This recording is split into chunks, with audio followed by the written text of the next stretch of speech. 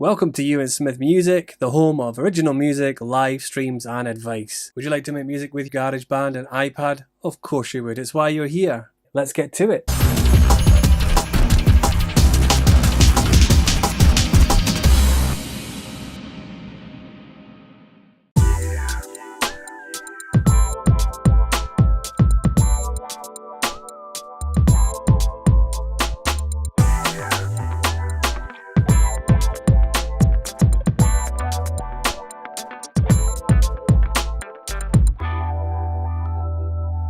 To begin, tap the Garageband icon to open it. If you've never used the app before, the home screen will look like this. Click on Use Garageband to get started. The new version of Garageband has all the instruments organised together in a linear fashion. You can scroll through and have a look if you'd like. If you've used Garageband before, this screen will look familiar. Just click the plus icon, find the drums, and then click on the Smart Drums icon here. If your app looks like this, with the cogs, then it's an older version of the app, but you want to be looking for drums, smart drums, and tap the icon to get started. Here we've got the smart drums. As you can see, lower down they are, the quieter the sound, and as I move up, the louder it gets. Further to the left, the pattern gets simpler, and further to the right, the pattern gets more complicated. Have a play around, or have a look at mine to see how I do it.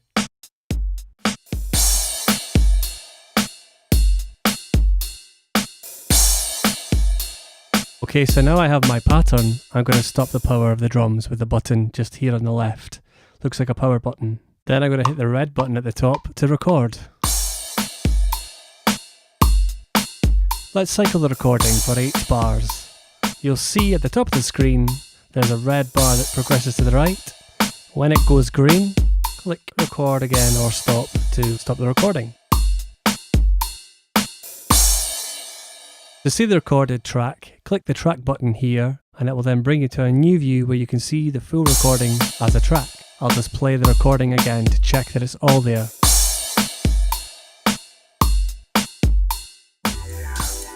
Now it's time to map some structure in this tune. To do that, click the plus icon at the top right of the screen and then click Add to add in extra sections. See section A, section B and section C as well as D, all 8 bars long, totaling up to 32 bars. Next it's time to add some loops. So do that by clicking on the loop icon at the top right of the screen. Click some strings and you can cycle through the sounds.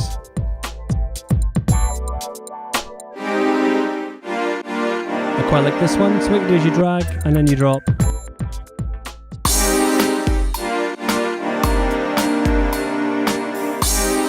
And you can change the length of the loop by dragging the end or the right hand side to the desired length.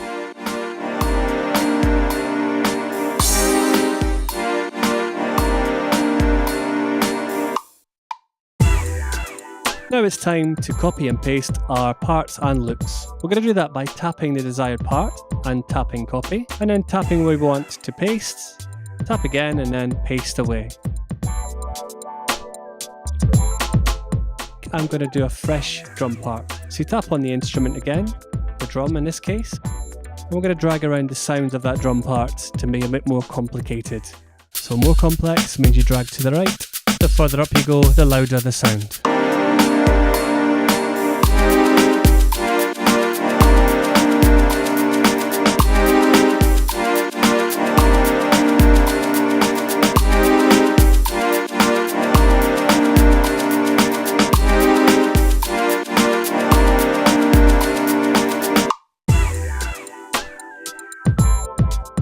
If you're a user who's used Garageband for iPad before, then why don't you challenge yourself? Instead of using smart instruments, why don't you choose the notes version? You'll be able to play in each of the different sounds of drums and piano, all with individual fingers.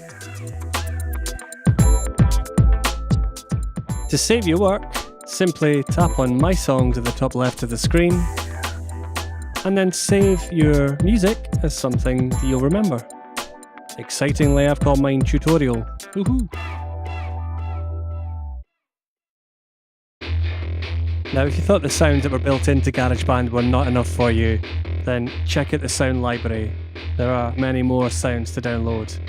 Quite simply tap on each of the pictures of the genres that you would like, or the instrument groups you would like, and then click Get, and then each of the sound libraries will download to your iPad.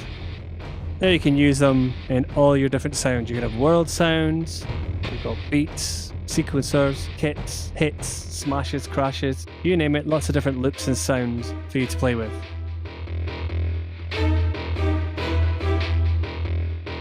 There are world instruments like Chinese instruments, so erhu and gujiang. And once they're all downloaded, you'll get a message to say downloaded and installed. Now, not everyone has space to load these sounds on, so it's always worth checking you've got enough storage space on your iPad before you download these sounds.